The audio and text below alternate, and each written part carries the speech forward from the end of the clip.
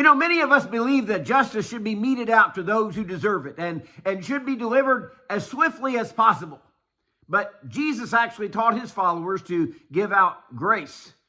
Good morning. This is Pastor Ernie Lewis of the Blue Point Church in Sisney, Illinois, with your thoughts from God's Word for Wednesday. Now, I'm not saying that justice should not prevail or we would live in a lawless society. Those things that are being displayed in Minnesota and other parts of our country today are crazy. But Jesus was actually not talking about the laws and the court system at all. He was talking about personal justice, how we react to others who might harm us. So he told them in the Sermon on the Mount, in Matthew 5 and verse 38, "You have heard that it was said, an eye for an eye and a tooth for a tooth. But I tell you not to resist an evil person. But whoever slaps you on the right cheek, turn the other cheek to him also.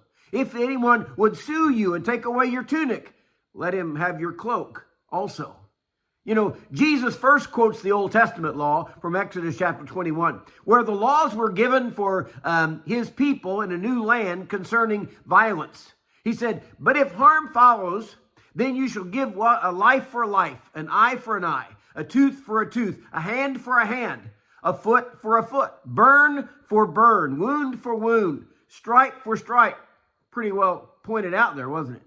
It was pretty obvious to these Hebrews of God's chosen people that there would be responses and repercussions for those who would harm another person in their tribe.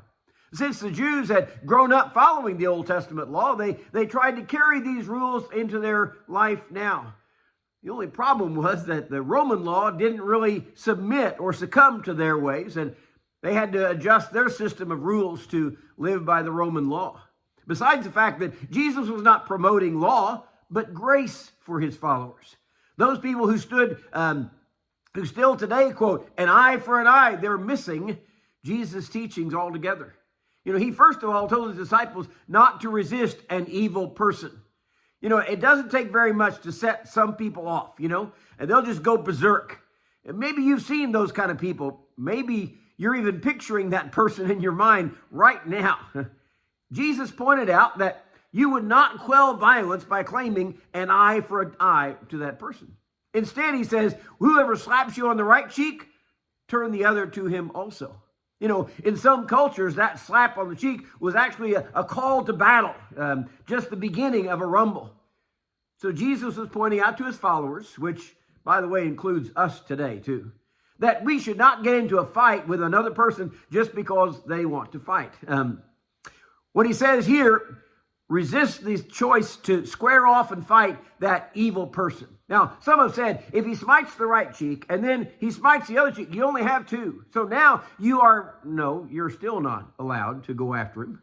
You know, I don't believe Jesus would condone that kind of violence either, especially when I realize the way the soldiers lashed his back and he never once cried out. And he says, if this person wants to sue you or take away your tunic, give him your cloak also. In all those things, we're to show grace in the face of evil. And many may think, well, that person deserved what they got. Do you remember what God said? Vengeance is mine.